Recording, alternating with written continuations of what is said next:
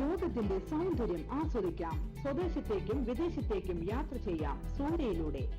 Passport, emigration, flight tickets, visa stamping, certificate attestation, visiting visa, holiday packages, ഉംറ പാക്കേജുകൾ, hotel booking, insurance, photostat, lamination, PAN card, rubber seal.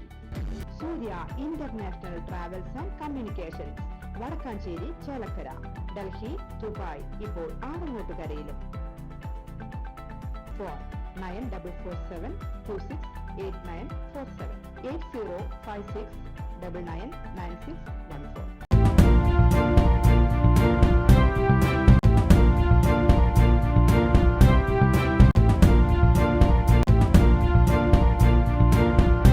നമസ്കാരം, anytime ന്യൂസിലേക്ക് സ്വാഗതം.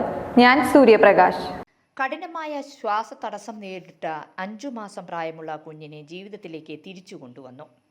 ചന്ദ്രാപന്നി സ്വദേശികളായ ദമ്പതികളുടെ 5 മാസം പ്രായമുള്ള പെൺകുഞ്ഞിന് കഴുത്തിന്റെ വലതുവശത്തായി പഴുപ്പുമായി തൃശൂർ ഗവൺമെന്റ് മെഡിക്കൽ കോളേജ് ആശുപത്രി ശിശു ശസ്ത്രക്രിയാ വിഭാഗത്തിൽ ജൂൺ മാസം 9 അഡ്മിറ്റ് ചെയ്തിരുന്നു. കുഞ്ഞിന് കഴുത്തിലുണ്ടായിരുന്ന പഴുപ്പ് നീക്കം ചെയ്ത് മരുന്ന് നൽകിയിരുന്നു.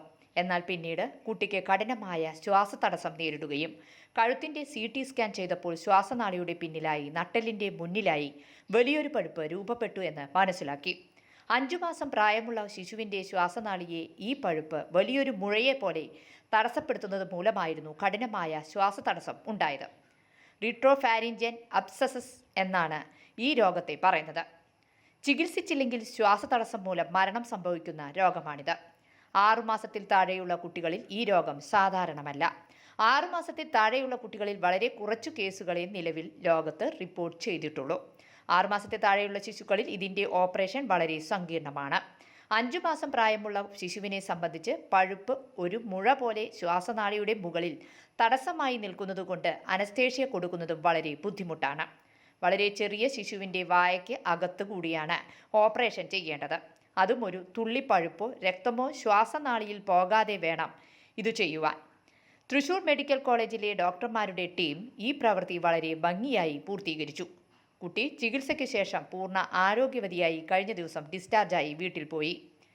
ശിശു ശസ്ത്രക്രിയാ വിഭാഗം പ്രൊഫസറും മേധാവിയുമായ ഡോക്ടർ നിർമ്മൽ ഭാസ്കറിൻ്റെ നേതൃത്വത്തിലാണ് ഈ ഓപ്പറേഷൻ നടത്തിയത്. ശിശു ശസ്ത്രക്രിയാ വിഭാഗത്തിലെ അസിസ്റ്റന്റ് പ്രൊഫസർ ഡോക്ടർ ശശികുമാറും ജൂനിയർ ഡോക്ടർമാരായ ഡോക്ടർ ബ്യൂളയും ഡോക്ടർ മിഥുനും ശസ്ത്രക്രിയാ സംഘത്തിൽ ഉണ്ടായിരുന്നു. ENT വിഭാഗം assistant professor doctor Manu Wilfred, junior doctor Neenu എന്നിവർ ശസ്ത്രക്രിയാ സംഘത്തിൽ ഉണ്ടായിരുന്നു. അനസ്തേഷ്യ വിഭാഗം പ്രൊഫസർ ഡോക്ടർ ബിന്ദുവിൻ്റെ നേതൃത്വത്തിൽ ഡോക്ടർ അരുൺ വർഗീസും ഡോക്ടർ ഡാരിസും അടങ്ങിയ സംഘം അനസ്തേഷ്യ നൽകി. ഡോക്ടർ ദീപ അനിരുദ്ധൻ്റെ നേതൃത്വത്തിലുള്ള സംഘമാണ് പീഡിയാട്രിക് ICUവിൽ കുട്ടിയെ പരിചരിച്ചത്. രോഗം വ്യക്തമായി നിർണയിച്ചത് റേഡിയോളജി വിഭാഗത്തിലെ doctor Shindo Sebastian, doctor Akhil K Nambiar, doctor Kausalya എന്നീ ഡോക്ടർമാരാണ്.